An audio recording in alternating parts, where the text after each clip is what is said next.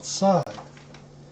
And the other rabbits were kind of teasing the Velveteen Rabbit, said he doesn't have hind legs, I'd rather sit still, but he really wanted to dance. So the strange rabbit stopped dancing and came quite close. He came so close this time that his long whiskers brushed the Velveteen Rabbit's ear. And then he wrinkled his nose suddenly and flattened his ears and jumped backwards. "He doesn't smell right," he exclaimed. "He isn't a rabbit at all. He isn't real." "I am real," said the little rabbit. "I am real. The boy said so," and he nearly began to cry. Just then there was a sound of footsteps, and the boy ran past them, and with a stamp of feet and a flash of white tails, the two strange rabbits disappeared. "Hi, Michelle." "Come back and play with me," called the little rabbit. "Oh, do come back. I know I am real." But there was no answer. Only the little ants ran to and fro, and the bracken swayed gently where the two strangers had passed.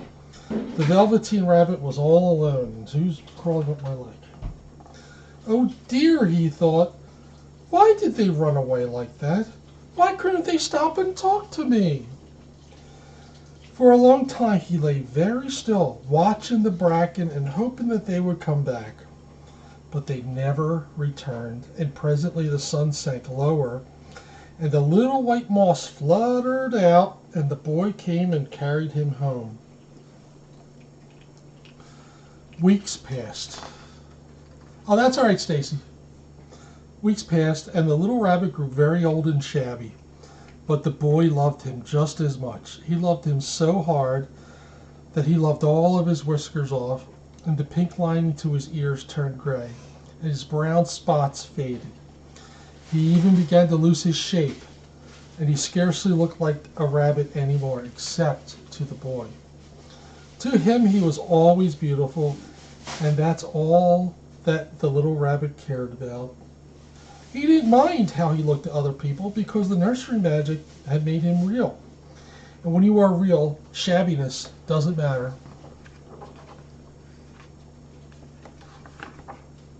Let me show you this picture.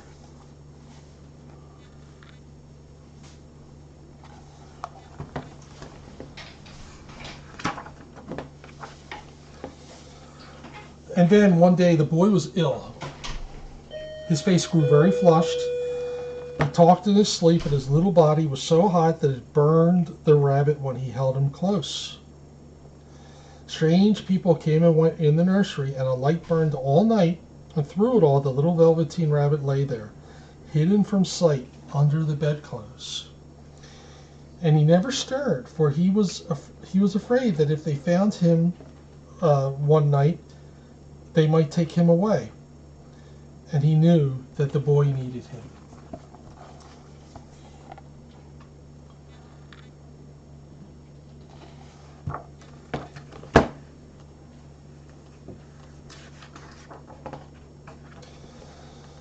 It was a long, weary time, for the boy was too ill to play, and the little rabbit found it rather dull, with nothing to do all day long.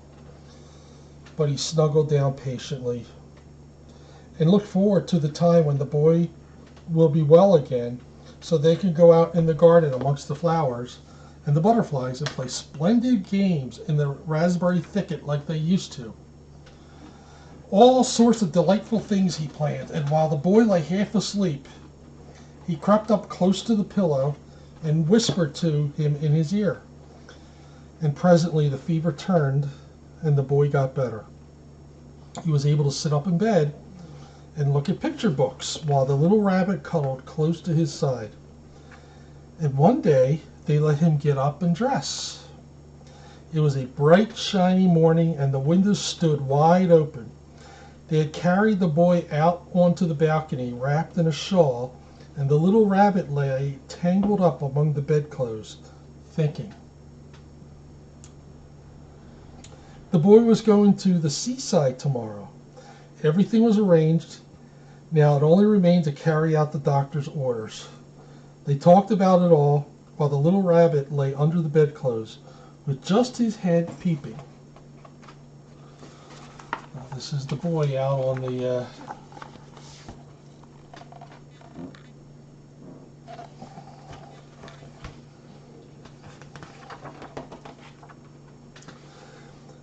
And listen, the room was to be disinfected, and all books and toys that the boy had played with in bed must be burned. Hooray, thought the little rabbit. Today we shall go to the seaside. For the boy had often talked of the seaside, and he very much wanted to see the big waves coming in, and the tiny crabs and the sandcastles.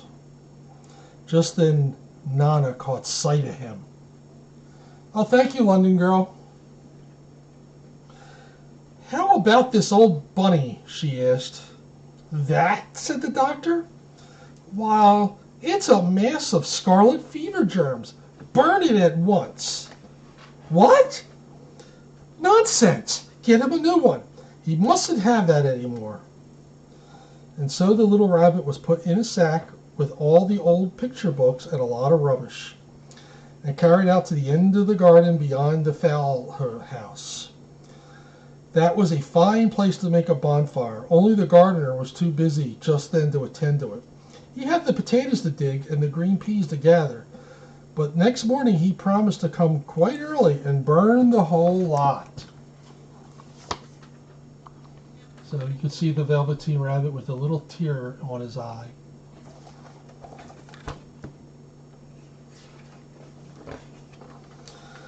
That night the boy slept in a different bedroom, and he had a new bunny to sleep with him.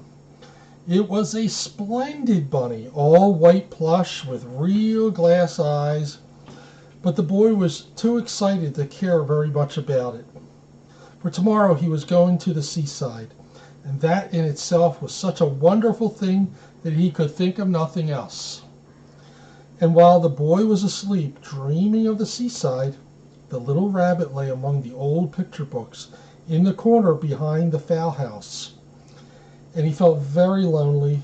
The sack had been left untied, and so by wriggling it a bit, he was able to get his head through the opening and look out. He was shivering a little, for he had always been used to sleeping in a proper bed, and by this time his coat had worn so thin and threadbare from hugging that it no longer had any protection for him. Nearby he could see the thicket of raspberry canes growing tall and close like a tropical jungle, in whose shadow he had played with the boy on bygone mornings. He thought of those long sunlit hours in the garden, how happy they were, and a great sadness came over him. He seemed to see them all pass before him, each more beautiful than the other. The fairy huts in the flower bed, the quiet evenings in the wood when he lay on the bracken and the little ants ran over his paws, the wonderful day when he first knew that he was real. He thought of the skin horse, so wise and gentle, and all that he had told him. And what use was it to be loved and lose one's beauty and become real if it ended like this? And a tear, a real tear, trickled down the little shabby velvet nose and fell to the ground. And then a strange thing happened. For where the tear had fallen, a flower grew out of the ground. A mysterious flower, not at all like any that grew in the garden. It had slender green leaves, the color of emeralds, and in the center of the leaves a blossom like a golden cup. It was so beautiful that the little rabbit forgot to cry and just lay there watching it. And presently the blossom opened, and out of it stepped a fairy. She was quite the loveliest fairy in the whole world. Her dress was of pearl and dewdrops, and there were flowers around her neck and in her hair, and her face was like the most perfect flower of all. And she came close to the little rabbit, gathered him up in her arms, and kissed him on his velveteen nose. That was all damp from crying. Little rabbit, she said, don't you know who I am? The rabbit looked up at her, and it seemed to him that he had seen her face before, but he couldn't think where.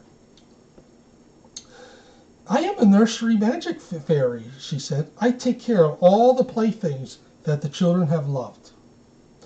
When they are old and worn out and the children don't need them anymore, then I come and take them away with me and turn them into real." "Wasn't I real before?" asked the little rabbit. "You were real to the boy," the fairy said, "because he loved you. Now you should be real to everyone."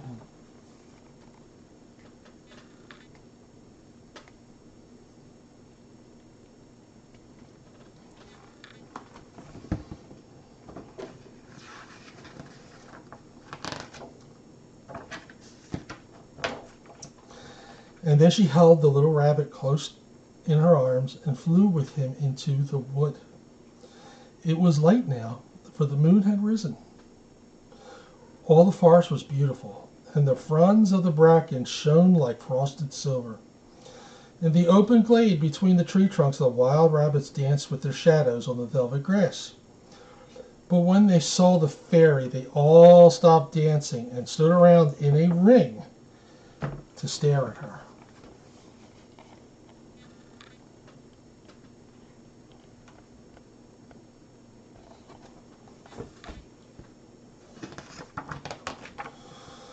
"I bought you a new playfellow," the fairy said. "You must be very kind to him and teach him all he needs to know in Rabbitland, for he is going to live with you forever and ever." And she kissed the little rabbit again and put him on the grass. "Run and play, little rabbit," she said. But the little rabbit sat quite still for a moment and never moved. For when he saw all the wild rabbits dancing around him, he suddenly remembered about his hind legs. And he didn't want them to see that he was made all in one piece. He did not know that when the fairy kissed him that last time, she had changed him altogether.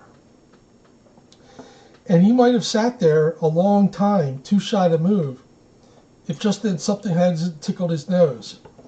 And before he thought he was doing it, he lifted his hind toe to scratch it.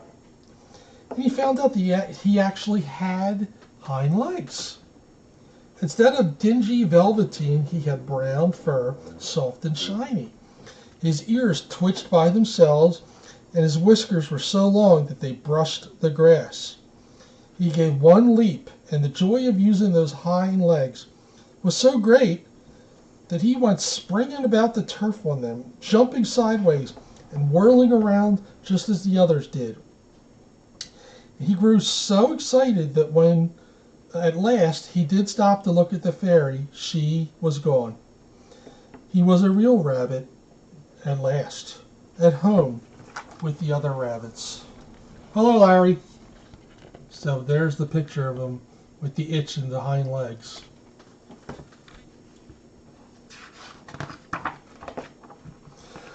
Autumn passed, and winter, and in the spring.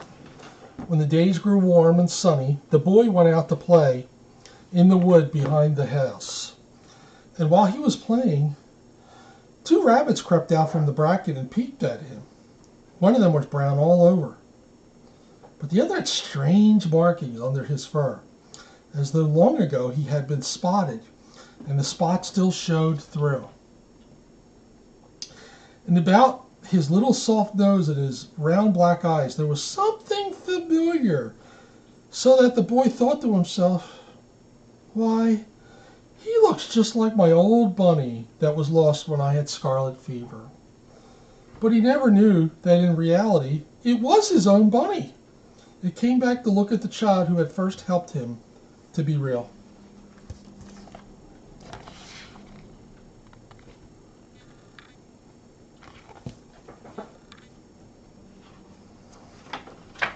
And that is the end of The Velveteen Rabbit, which is one of my wife's favorite, one of her favorite books. And I still have the memories of when she was reading that to her mother just before her mother passed. So let me take a little sip here, and then we're going to get into Basil's quest. And I don't know if we're going to finish it today, because it's 115 pages. But we already read 3 chapters last week. It's a really, really cute book. So, those of you who weren't with us last week, Basil is a dog that gets out. Isn't very well cared for. And there's a neighbor that really, really likes Basil, but can't take Basil. But every now and then, when Basil gets out, she'll take him and feed him, and So she's trying to find a new home for Basil because he keeps getting out, and he's now going to be fostered by one of the fosters from the rescue center. It's all right. So let's go to chapter 4. Thank you, Michelle. A woman reeking of perfume pops into Hannah's office. A dachshund sticks out of her large canvas shoulder bag. Well now, who do we have here? Isn't he a cutie? Hey there, sweetie. She takes a giant step back. Huh! What's that smell? Hi, Leanne. That smell is Basil. Jolie's neighbors surrendered him to her, and I agreed to foster him while we try to find him a new home. I didn't have the heart to turn him away, even if he is a little odd looking. Now I'm confused. Wasn't I just called a cutie? Leanne takes the dachshund out of the shoulder bag and puts him on the floor. Mr. Basil, meet Dooley. Dooley, this is Basil. He's going to be staying with us tonight, so let's make him feel welcome. I like her happy disposition, and Dooley seems pretty chill. The bells on the front door start jingling, and Jolie's back with a large bag of kibble. Hey there, Leanne. I see you met Basil. Want to help give him a bath? Want to help me give him a bath? Leanne walks down the long hallway toward a different part of the building. Sure. Come on, Dooley. Come on, Basil. Basil, we're going to get you all cleaned up. You're going to smell so good, you won't even recognize yourself. Jolie and Leanne remove plastic full-length aprons from a hook on the wall and fasten them. They lift me into a ginormous metal tub. Jolie takes a hold of a long rubber hose with a nozzle at the end. She turns two-handled until she feels the water temperature is just right, then wets me down all over from head to tail and back again. With the other hand, she covers my ears, being careful not to get water on them. Then Leanne pours shampoo across my back. She works the shampoo into lots of bubbles and reaches around to spread it on my belly, legs, and tail, while Jolie props me up with her arms under my belly so I can't sit down. They rinse and repeat the whole process to make sure they've gotten all the dirt off. It tickles. To be honest, I do love the attention. The two of them talk to me and dote on me until all the caked on dirt is washed down the drain and my coat is squeaky clean. Jolie gets a washcloth, wrings it out, and gently wipes my face clean. They lift me out of the tub, cover me with a soft towel, and rub me dry. Okay, Leanne, I'm leaving my baby buddy here in your care. Basil, sleep tight, and I will see you in the morning. Jolie plants a kiss on my wet forehead, then heads back down the hallway to the front door. Good night, Jolie. Chapter 5. Leanne asks, are you hungry? My ears perk straight up. We go to the feeding area, and she opens a new bag of kibble, then stands back and stares at me. You look a little thin, Basil. I think I'll give you 2 cups of food. When she sets the bowl down in front of me, Dooley just acts as if it's none of his business, and he trots off to another room. What a cool little dude. I'm so used to scarfing down my food because Victor's mean dogs thought nothing of eating what was in their own bowls, then growling and pushing me away to eat what I didn't have a chance to finish. Every night I went to sleep feeling hungry. I spent so many nights wishing upon the brightest star that I could live anywhere else. Anywhere. Hannah calls out from the front door. I'm leaving, Leanne. Thanks for taking care of Basil tonight. See you tomorrow. No problem, Hannah. See you. There is a special room at Hannah's Haven where Leanne and the other night care staff sleep. It's small and cozy. Leanne says, well, Mr. Basil, overnight dogs usually stay in a separate room. But since you're the only one in my care tonight, I will let you sleep in my room. She brings a big, fluffy dog bed and sits it down on the floor next to her bed. Leanne puts on the evening news and changes into her pajamas. She brushes and flosses her teeth. Her movements are deliberate. She seems so confident. And for the first time in a long time, I feel safe. Watching Leanne getting ready for bed makes me think of Marina, the only person I ever loved. Before I was taken to Victor's house, he and Trish separated. We're talking about getting a divorce. Trish and Marina, their 10-year-old daughter, moved out of the house and into an apartment. Because Marina was feeling so sad about her parents' breakup, Trish adopted me from the shelter and gave me as a present to Marina on Christmas morning to cheer her up. Marina and I became best friends. Every evening, Marina took a bath before bedtime. She chose a book from her bookshelf to read to me. I curled up with my back leaning against her in bed. When story time was over, she closed the book and put it on her nightstand. Trish would come in to give Marina a goodnight kiss. Good night, Marina. I love you. Good night, Mommy. I love you. And I love you too, Basil. Marina wrapped her arm around me as she drifted off to sleep. I loved that I was able to comfort her. I had a good life. I had a purpose.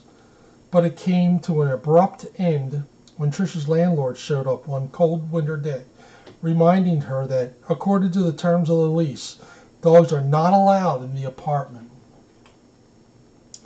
Leanne's voice grabs my attention.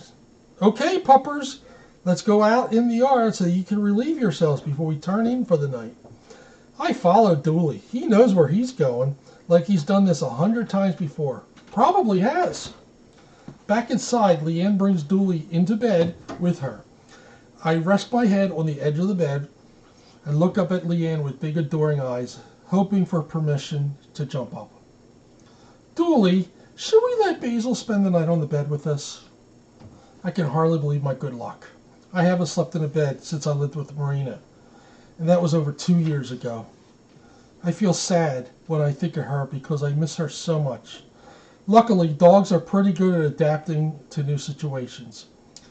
I jump onto the foot of the bed and curl up as so not to take up too much space. Good night, Dooley. Good night, Leanne. Chapter 6. Sometimes, right when I'm about to fall asleep, I have a recurring memory. Victor? Victor? It's Trish. Listen, I really hate to ask this, but I need a favor. It's not actually for me, it's for Marina. My landlord will not let me keep Basil, and Marina will be so heartbroken if we have to give him up. She's gotten so attached to him. Will you please take Basil? And then at least he'll be at the house when Marina visits on weekends. Trish waits for the reply. Yes, I know I should have checked with my landlord before getting a dog, but I didn't, and now I'm asking you for help. Trish is silent again, and she looks like she's about to cry. Yes, Victor, I know you already have 2 dogs, but Basil is really easy, and he won't be too much trouble at all. I'm sure he'll get along well with Ninja and Jet. She pulls the phone away from her ear. I hear Victor yelling. His voice scares me. I automatically tuck my ears back. Hello, Arena. Closer to my head. Victor, I'm not asking you to do this for me. It's for Marina. You know how much she loves Basil. When she plays with him, she forgets how sad she is and how guilty she feels about our separation. I don't hear Victor's reply, but Trish says a bit impatiently, I don't know why she feels guilty. Maybe she thinks the separation was her fault. Look, if you won't take him, then I have to bring him back to the shelter. Marina will never see him again, and she will never forgive me. Please, Victor, please do not break Marina's heart. Trish muffles the phone as she softly sobs. I want to comfort her, but I'm not sure how. I move closer to Trish, and she rests a hand on my back. Yes, I understand you're busy. I appreciate that. But if I can't bring Basil over now, I will get evicted. Please, it won't be long. It won't take long. I can be there in 15 minutes. Trish drives me to Victor's house. It's a blustery winter day. Only the pine and cedar trees are green. The wind whips some leaves around, but Trish keeps the car window rolled down enough so I can stick my head out. My ears flop around wildly in the wind. My nostrils are teeming with scents of damp grass from last night's rain that waft in the cold breeze. She pulls up to Victor's, leaves the car engine running, and with my leash in hand, we quickly walk up to a big, white, two-story house. Two large, scruffy dogs bark and come running up to the chain-link fence at the end of the driveway. They snarl loudly when they see me. I do my best to show that I'm not a threat by dropping my tail down and not looking them in the eyes. They sense my fear. I pull on my leash to get Tricia to go back to the car, but that only makes her shorten the lead and pull me in closer. Trish knocks on the big wooden front door. We wait. She glances at her watch and then knocks again, this time louder. When Victor doesn't answer, we go around to the side of the wraparound porch, and Trish looks through the windows. The mean dogs are rowdy as they jump up and rattle the chain link fence. We walk back to the front, and she pulls out her phone and calls Victor, but hangs up when he doesn't answer. Trish mutters something. She looks at her watch a second time. Now she pounds on the door. Victor finally opens it. He's a large man who towers over Trish. He makes me nervous, or maybe I'm just sensing how Trish feels. The fur on my neck bristles. Trish and Victor don't speak for very long. Neither of them want to chit-chat. Their conversation is businesslike. I look up and I see tears in Trish's eyes as she hands my leash to Victor. She turns away without even saying goodbye to me. Victor pulls on my leash and takes me inside. The house smells like it hasn't had the windows open in a long time. He leads me to the rear of the house, removes my leash, and points. Go outside. Dogs are for work, not for pets. You belong in the yard. Now go! He slams the door shut behind me, and I feel very, very sad. Hi, Asha. Leanne's gentle touch strokes my back. Wake up, Basil. I think you're having a bad dream. It's okay, Pop. I let out a huge sigh of relief. I jump off the bed and give my body a good shake. It helps me return to this moment. Leanne puts on her bathrobe and slippers, and we all trudge outside. Nashville can get pretty hot and humid, and dogs need to stay out of the sun. It's still early morning, and even though the sun's still low in the sky, I can already feel that it's going to be a very hot, sticky day. I start at the far corner of the yard, walking along the path that's been worn next to the chain link fence. Tantalizing dog scents linger from the day before. For a dog, taken in the sense, is like reading the news. Our noses have over 100 million sensory receptors. When I take in another dog's scent, I find out what they like to eat and what kind of mood they're in. Plus, dogs can sniff in stereo. One of my nostrils identifies a smell, and the other nostril tells me where it's coming from. I bet humans wish they could do that. I go potty, as the humans like to say. They head back to Leanne. Dooley comes running up to me, acting like he wants to play. I'm not sure what to do. My instinct is to bow down with my front legs, then take off running around the yard. It works! Dooley and I take turns chasing each other, running around and around the whole yard until we are completely worn out.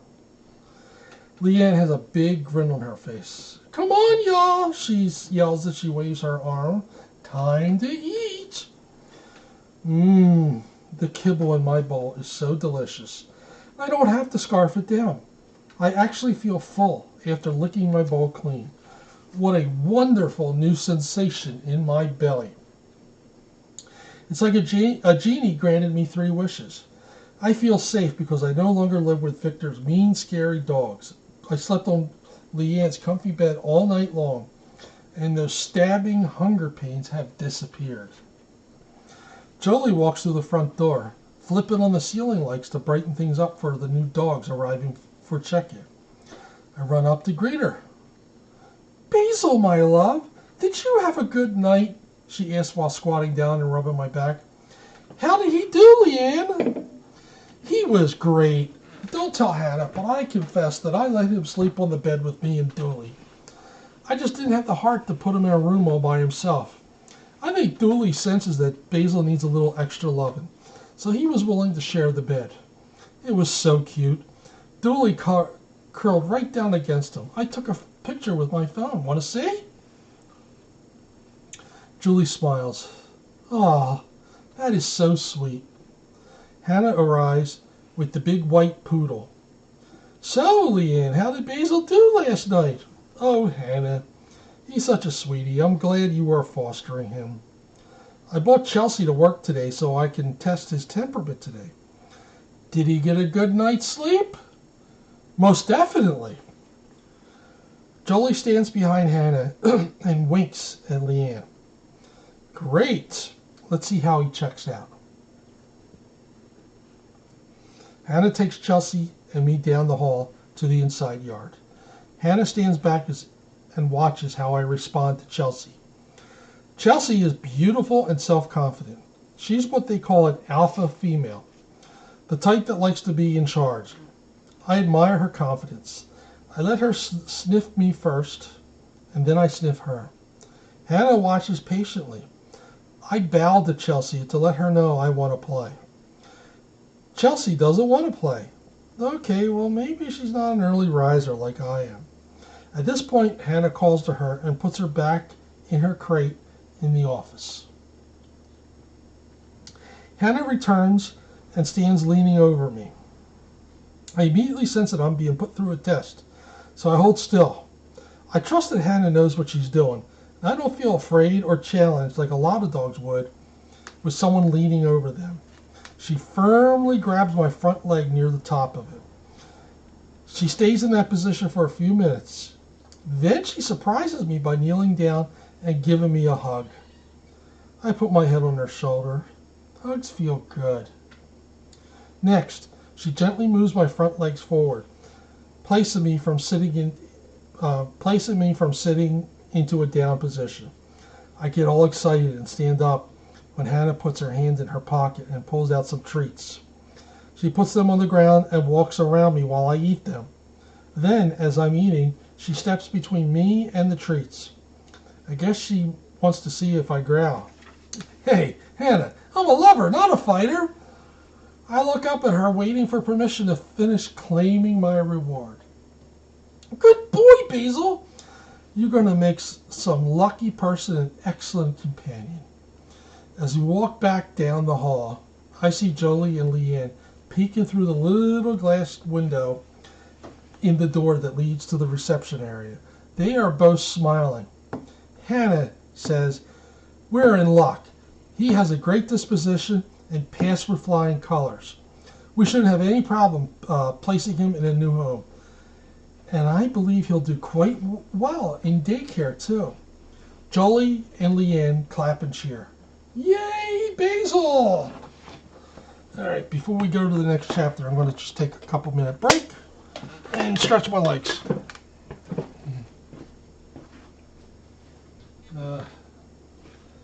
Hi.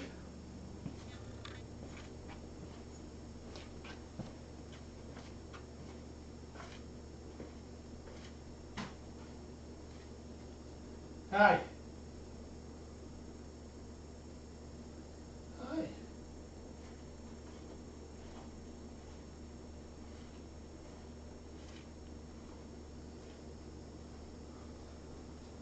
Let's see the right show.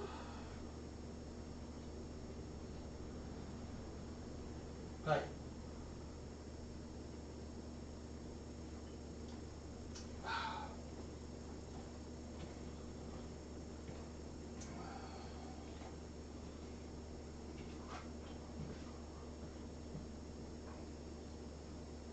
go to sleep.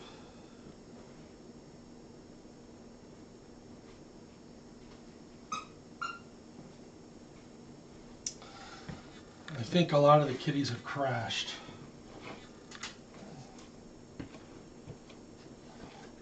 Look at that, there's an extra plate. I'm going to put it down here.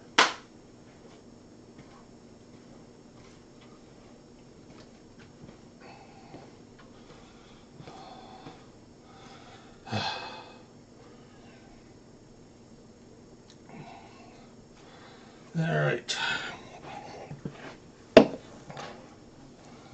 Give me 30 more seconds.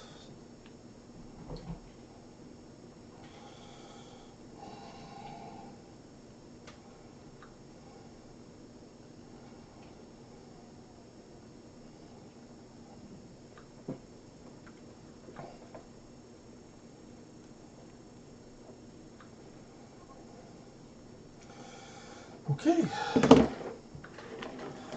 So, next chapter. Hannah's Haven opens at 7 a.m. Most dogs arrive between 7:30 and 8:30 each day. I discovered that lots of dog owners don't like leaving their dogs at home all day while they're at work, so they bring them to doggy daycare to hang out with the other dogs and play and get attention. The building is like a big warehouse. It has concrete floors, great big windows that go almost up to the ceiling, and metal fencing on stands that can be moved around and to create smaller areas as the need arises. There are 2 additional rooms for dogs, separate from the main area. One of the rooms is for the small dogs only. The other is for dogs that need quieter surroundings, away from the hustle and bustle of the main indoor yard. On the far end, the main playground also has a large garage door that opens up to a huge outside yard. On days when the weather is hot, the garage door stays open so dogs can go back and forth as they wish.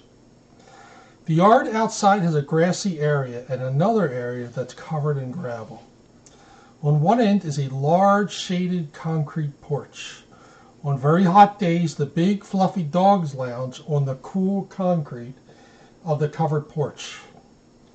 And on those days, Hannah usually brings out a plastic pool and fills it up with water.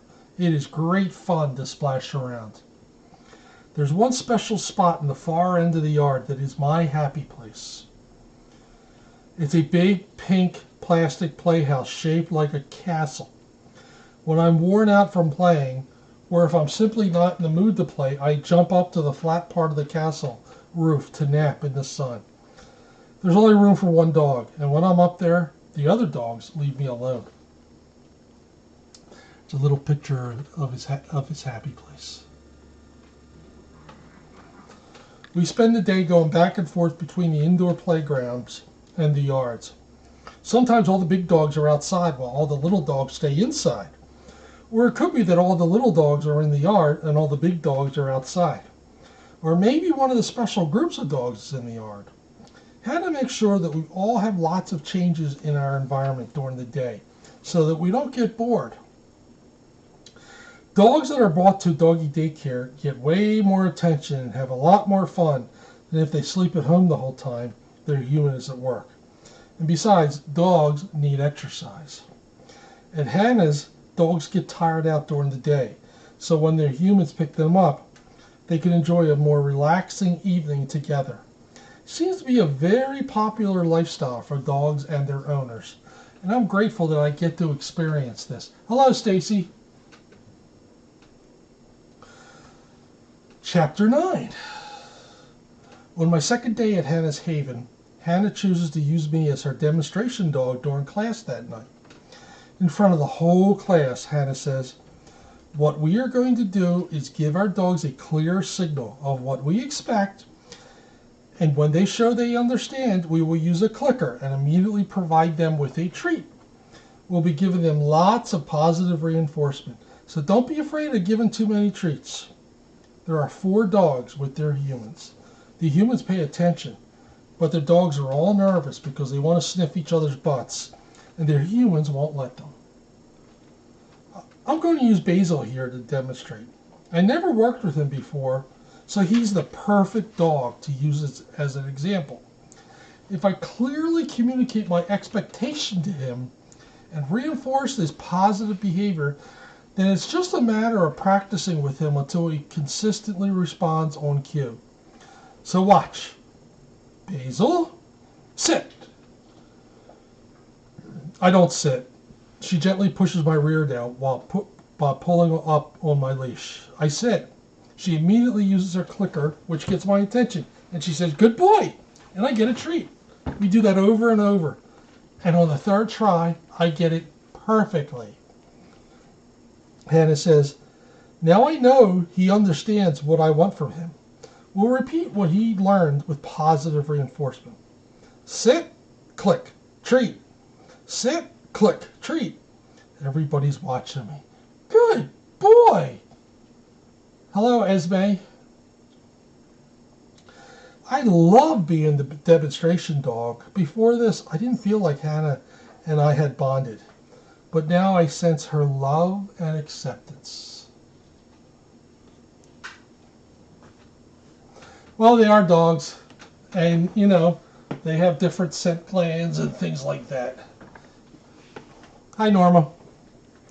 Chapter 10.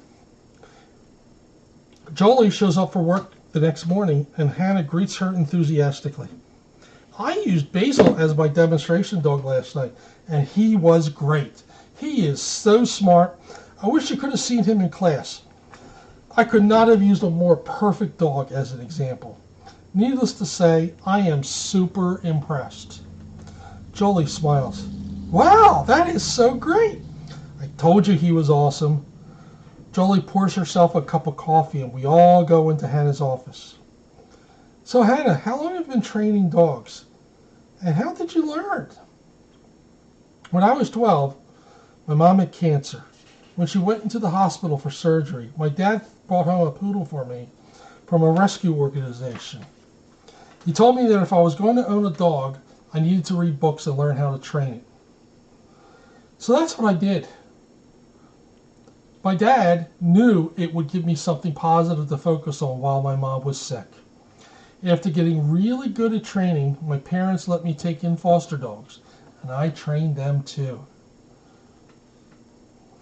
I figured I would give them an advantage for getting adopted. I saved up all my babysitting money to pay for their kibble and toys. I soon discovered fostering could be an expensive proposition, but the money isn't the hardest part. The hardest part is finding a good match of a forever home, no matter how long it takes, because each dog is unique, and so is each human. A dog that's been fostered has the bonus of someone getting to know them really well.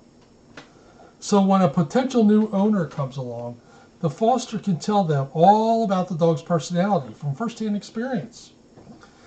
Jolie and Hannah enjoy their early morning time together, talking about how dogs thrive when they're in the right environment.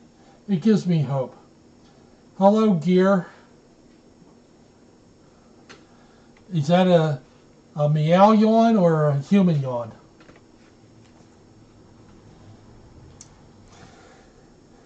I easily settle into my new routine. After being fed each morning by the night care person, I'm the only dog allowed to hang out behind the front counter while dogs are being dropped off for the day. On one particular day, a couple brings in an English bulldog named Hosmer. Hosmer has never been boarded before, and they're anxious about leaving him in someone else's care while they go on vacation. They quiz Hannah with questions like, how long does it usually take dogs to adjust to boarding? Will you be sure to let him sleep in an open space since he doesn't like crates? And could you please send me a picture so we can see how he's doing? They bring with them more than Hosmer needs: a bed, a blanket, a big rubber Kong, a rope to play with, a tug of war, a stuffed animal that squeaks, his kibble, and lots of treats. How wonderful it must be to have owners who love you so much that they are worried about leaving you in someone's care for a week. Hannah reassures them. When they're finally ready to leave, Jolie walks them to the door and says, "Feel free to call as often as you would like, if you want to know how he's doing. And don't forget, you can watch the doggy cam on our website." She holds the door open for them as they leave. Hannah turns to Jolie and says, "I tested Hosmer's temperament last week. I think he'll do just fine, but it might be best if we start him off in his own area. It will give him some time to get used to the new surroundings." Jolie escorts Hosmer to the interior part of the building and puts him in his own pen where he can still see the other dogs. Leanne takes over the front desk. Hannah and I head to the back. Hannah suggests putting me in with Hosmer to see how we do. Yippee! I get to be the trainer dog again. I love it. When I enter the pen, Hosmer doesn't want to have anything to do with me. He moves to the far end, turns his head away from me, acting like I'm not even there. That's cool. I know how it feels to be here for the first time. I'm just not going to hang out over here. You take your time figuring things out. If you feel like playing, just let me know. No rush. It can get pretty loud in this place. Every new dog that enters adds to the circus. Dogs pair off and run around together.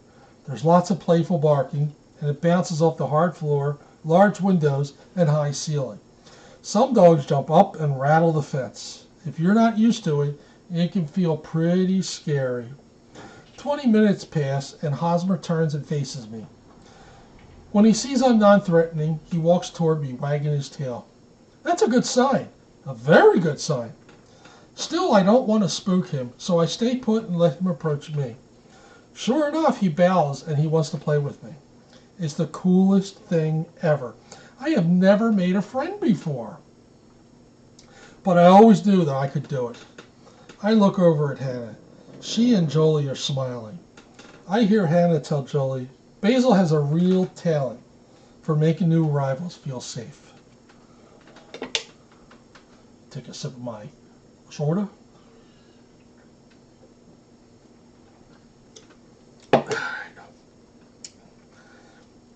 Chapter 12. Oh, now, hold on for 1 second. I gotta do my blood sugar.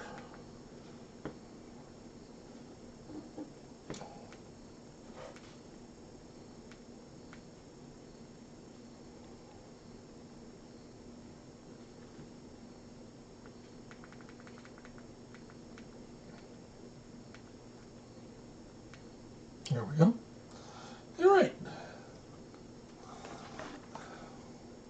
Chapter 12. If I had to guess, I'd say that on any given workday, there are around 30 dogs at Hannah's Haven. There are usually a few dogs staying over on any given night. I've gotten pretty good at predicting which regulars show up on which days. Thank you, London girl. There's Ida Mae, a beagle. Her mom, Katrina, is an attorney. Even though Ida Mae doesn't get along with any other dogs, Katrina still drops her off on her way to the office every workday. Ida Mae's bed is put next to the couch in the corner of the den. She only gets up when an employee goes in to pet her or to take her out in the yard for a change of scenery. Katrina knows this, but she figures it's better than leaving Ida Mae alone all day at home, especially because she sometimes works late. Remington is a mixed breed with a thick, long white coat and patches of black on his back. Thank you, Ms. M. I'm glad to be here. Remington has something Hannah calls fence aggression issues.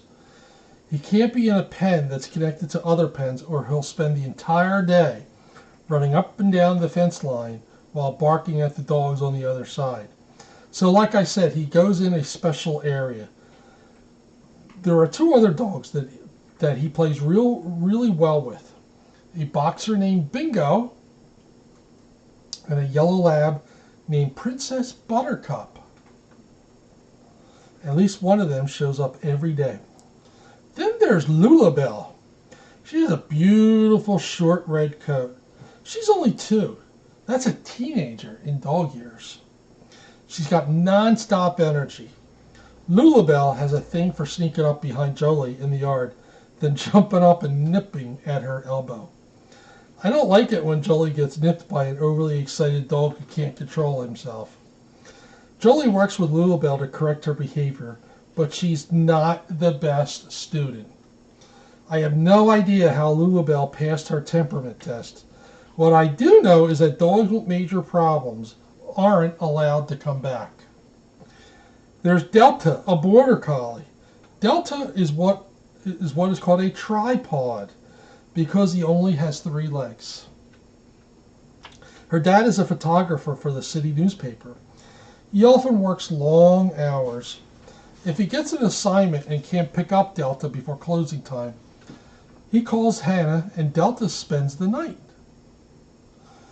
My favorite dog is Ringo, a brown and white American Pit Bull Terrier. He belongs to Jolie, and she brings him to work with her on Fridays. I perk up when Jolie walks in with Ringo. He's gentle and kind and wouldn't hurt a flea. Well, okay, maybe a flea. I love playing with him because he never gets mean or out of control. We are pals. So I think I'm going to do one more chapter, and then we're going to call it a night. Let me just do 2 more chapters because this next chapter, chapter 13, is small. So we'll do 2 more chapters, and then we'll call it a night. Hannah is quick to notice I get along with everyone. She observes that I am able to remain calm, even when dogs around me are stressed out. So I often end up spending the day with the difficult dogs because it puts them at ease. I think I developed this talent from living at Victor's house. His dogs, Jet and Ninja, were always trying to stir up trouble. They were so insecure that they bullied me to make themselves feel stronger. That's what bullies do. They try to break you down. It makes them feel superior. I learned to make myself invisible. I stayed out of their way, hoping that they would ignore me. When I felt afraid, like during storms, I had to act all courageous, or they would use my vulnerability as the perfect opportunity to pick on me. When Hannah pairs me with the difficult dogs, I remind myself that you just never know what they're dealing with at home. Maybe there's a new baby in the house, and the family pet has been demoted to second place, at least in the pet's eyes. Everyone oohs and ahs over the newborn, and poor Lulabelle, for example, feels left out. When she arrives at doggy daycare, maybe her unruly behavior helps her get some of the attention she craves. Thank you. Or maybe Delta's owner has a new girlfriend, which means that he's not at home as much. Delta feels lonely, so she sulks the first hour after arriving at doggy daycare. And being around all the energetic dogs only makes her feel like she doesn't fit in. If Remington is cranky and wants to be left alone, maybe it's because it thundered the night before and all of the noise rattled his nerves and kept him from getting enough sleep. These are just some of the examples of why I try to never take things personally. Gosh, if I did, I would never be happy because I'd always be thinking about the drama around me. I guess we all face difficulties in life. I had my share of challenges, and I'm just starting to see how they may have helped define me. In a good way.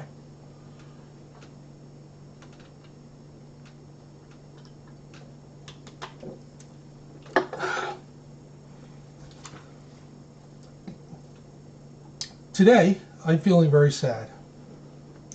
Sure, I've made lots of friends while I've been in foster care, but I'm sad because every dog who comes to Hannah's Haven, whether for a day or longer, always goes home with someone who loves them.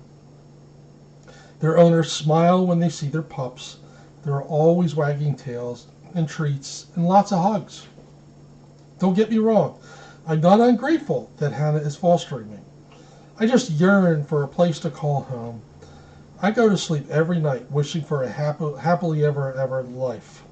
I would love to bring joy to someone special. I often wonder why, during the 6 weeks that Hannah's been fostering me, no one has even wanted to meet me. The more I think about being homeless, the sadder I get. I decide that if someone special isn't looking at me, I'll be proactive. I'll see if I can find them myself. During yard time, Leanne is talking on our cell phone and not paying much attention to what's going on around her. I start digging under the fence. I am a most excellent digger. I dig a hole that's big enough to crawl through. I slink down low and crawl my way under the fence, coming out the other side. This isn't good.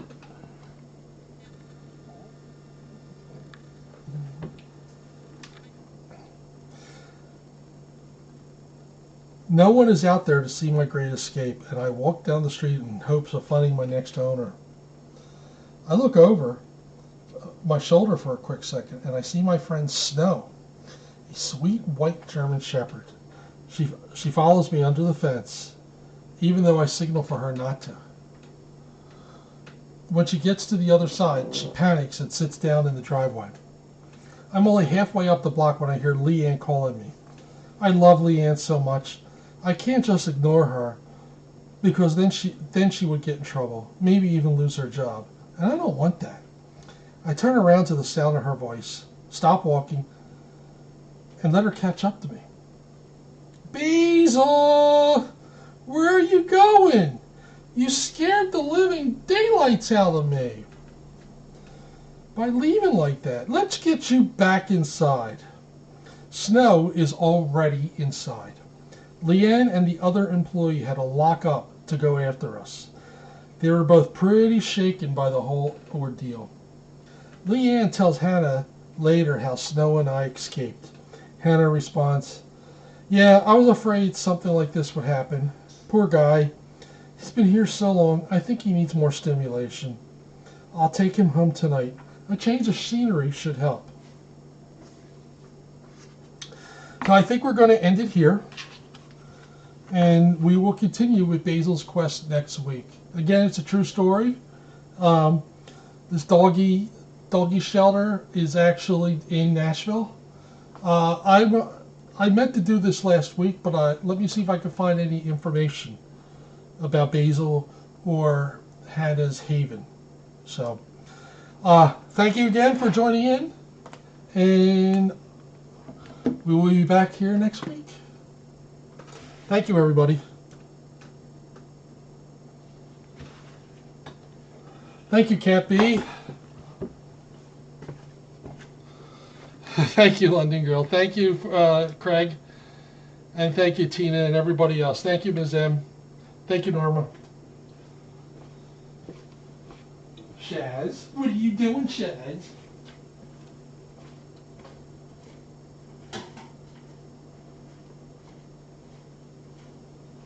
Hi.